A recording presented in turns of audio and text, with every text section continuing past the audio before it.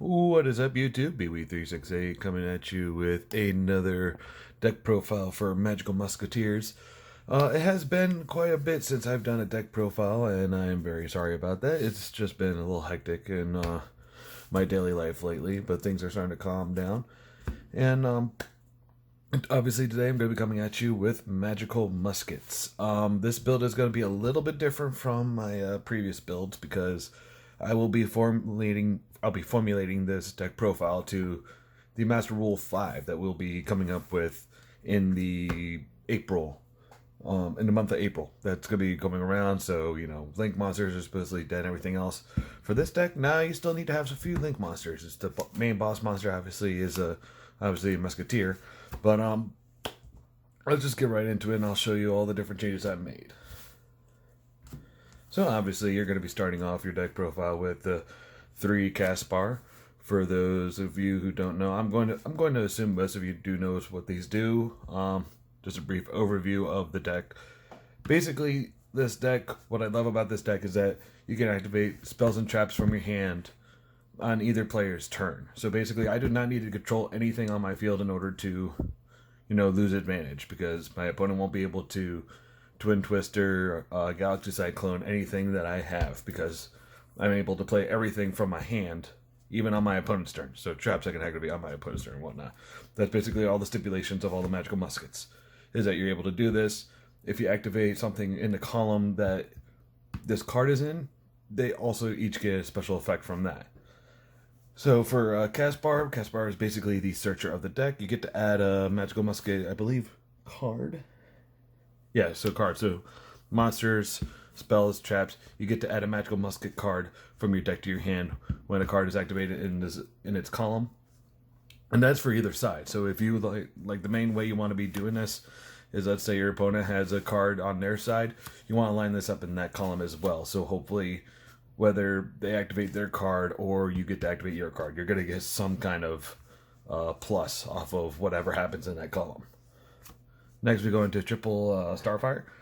Basically, same thing for her. Whenever, obviously, all of them have the same stipulation. Whenever a card is activated in their column, they get a special effect.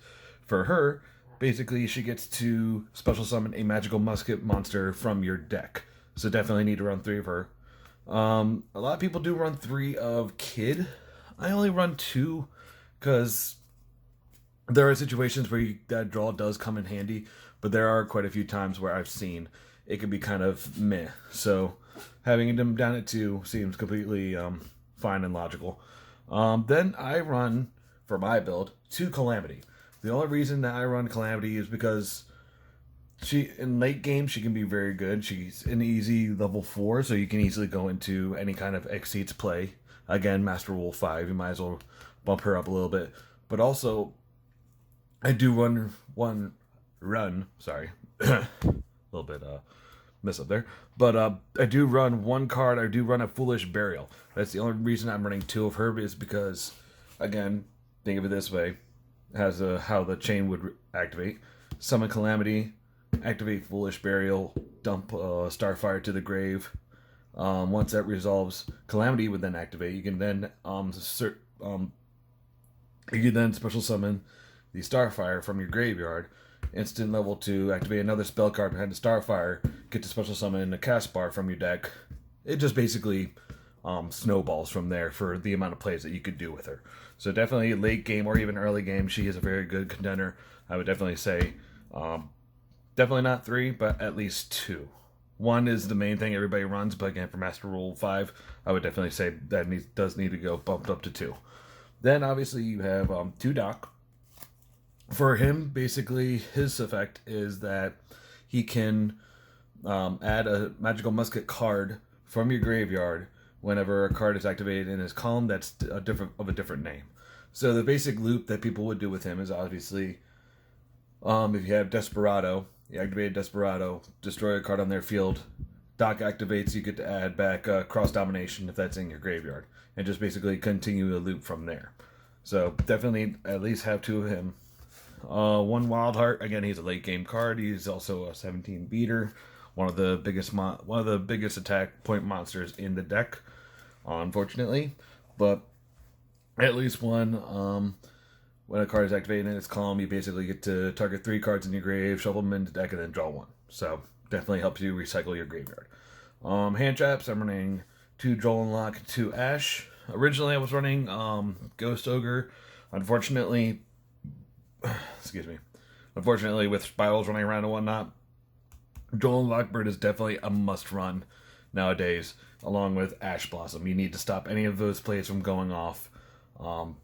Because again, Ash, like, the Ghost Ogre was good for removal. Like, sure, you get to search and whatnot, but if I destroy your card, you're not going to get it back. But again, spirals are basically running the format right now, and even if you do destroy their monster card on their field or whatever, they're still going to be able to search and do other things. So definitely, the stopping of the searches is going to be the biggest thing that people need to run now.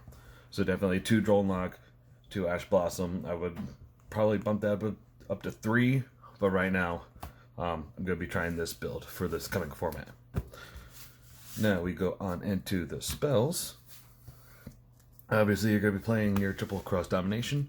For those who don't know, it is a quick play that can also be activated in damage step, because basically this card says negate your monsters.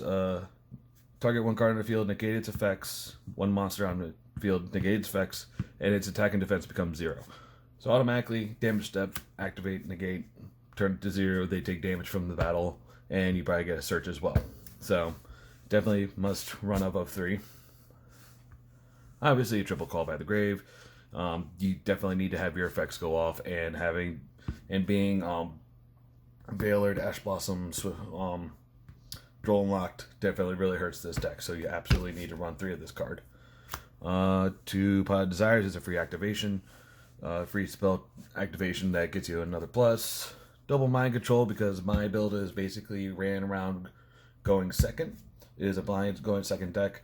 I feel that Magical Muskets, some people believe that this is a going first deck or going second. I mainly believe this is definitely just a straight going second deck.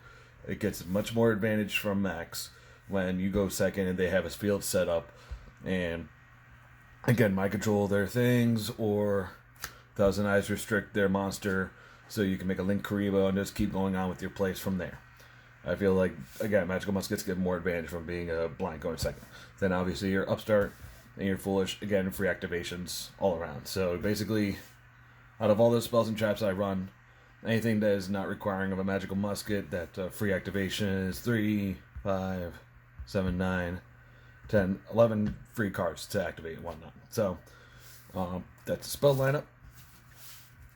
Then, obviously, we go into the traps. You have 3 Desperado. Target 1 card on the field, destroy it.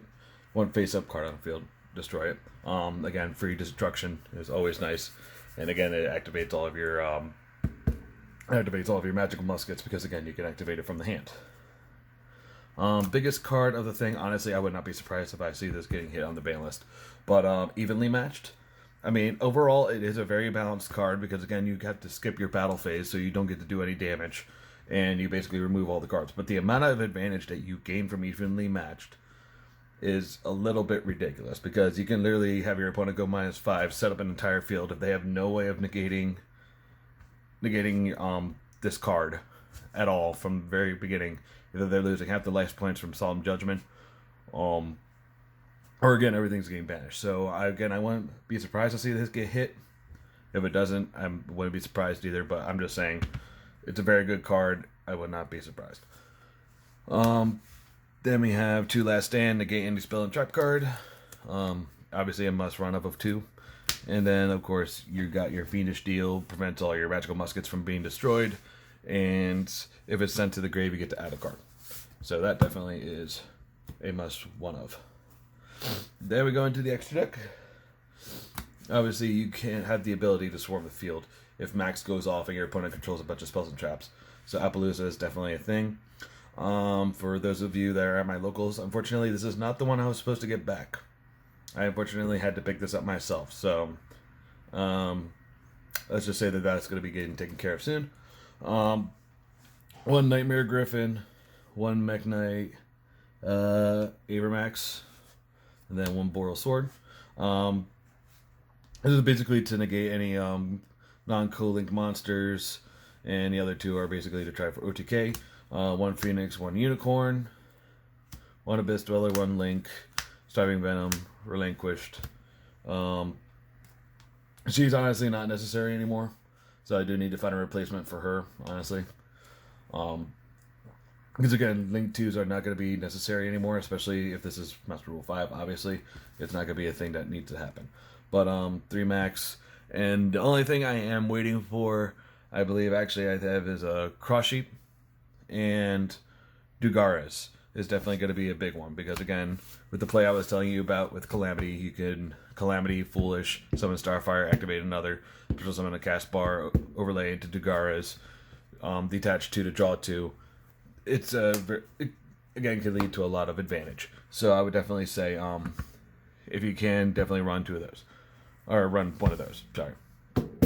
Now we go into the side deck, which I have a few interesting choices for that.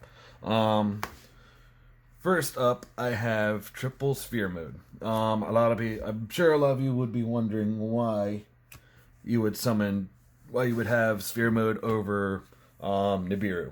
A lot of people are playing around Nibiru nowadays. So, honestly, to get that summon out is a little bit tricky. It's a dead card a lot of the time if you draw it. Like, say your opponent goes turn 0, you don't have Nibiru, you get Nibiru, they already have their field set up. It's dead. So basically, you just drew a dead card for no reason. With sphere mode, they're at least, with a lot of these combo boards, at least going to have 3 monsters on the field that you need to get rid of. So you might as well just grab sphere mode, tribute the 3 monsters that are a problem, get rid of any of the negations that are going to be a problem for you. Activate instant fusion, get 1,000 eyes restrict, steal back your thing, make another play, or steal back the other monster that could be a problem for you, and just go about your play as if nothing happened. So, in my opinion, I feel that sphere mode is definitely the better card, because again, your opponent is more than likely going to have at least 3 monsters on the field, and this card will never be dead if you're drawing second. Unless you're playing against a slow deck, then obviously you would never side it in. But in my opinion, I feel that sphere mode is definitely the better card over Nibiru, because Nibiru has such a strict restriction. I would basically call it a win more card.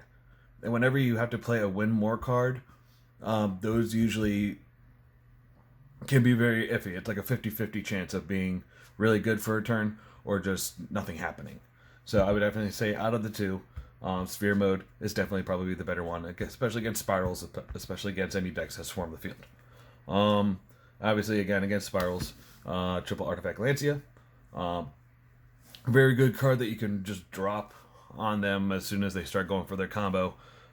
Just drop it as soon as they go into their draw phase if you have first turn, or even if it goes into turn 0, they're going first. Just drop it as soon as you can, try and stop their field, and try and get some kind of control over the thing before they just get out of control and just make a huge field that you cannot deal with. Obviously then to Super Poly, take care of any dark monsters, if Thunder Dragons are still hiding around or whatever else. I do have 2 Tides of the Brethren that I would technically be siding in if I was going first. I have yet to try this, I just picked these up, but again, a lot of the going first variants I've seen for it, they all run this, so I would definitely be giving it a try whenever I run into a match and they want me to go first. Then obviously 2 Dark Ruler No More. Again, take care of any monsters on the field that have effect negations, and then just clear them out. 2 Twin Twister and an extra Ash Blossom. This should technically be another Drone Lockbird, but I've yet to find my 3rd one in my collection, so eventually that's going to be another Drone Lock. But overall, guys, that is the deck profile for my Magical Muskets. Let me know what you guys think. Let me know what you guys think about this new Master Rule 5, how that's going to be shaping up the format. What decks you think are going to definitely be making a rise back into the ranks with the rise of Master Rule 5? Are we going to start seeing what sort of shenanigans are you predicting to be coming out? I definitely feel that, we'll see what happens with this prediction, but I definitely feel like 6 Samurais are definitely going to be making a huge splash when Master Rule 5 hits, and they may need to be a deck that needs to be taken care of, because a lot of loops I've seen on YouTube with dojo and whatnot has been pretty insane. So this could definitely be gateway. So this could definitely be another format where gateway has to get banned again, or at least taking care of the problem monsters that allow for the loop to happen. So we'll see what happens. But let me know what you guys think. I am going to be trying to get out some more profiles for you guys of other decks I've been building and putting together within the next couple weeks. So keep tuned for that. Be sure to like, comment, subscribe. Let me know what you guys think of the deck profile again. And this is BW368. Sign out.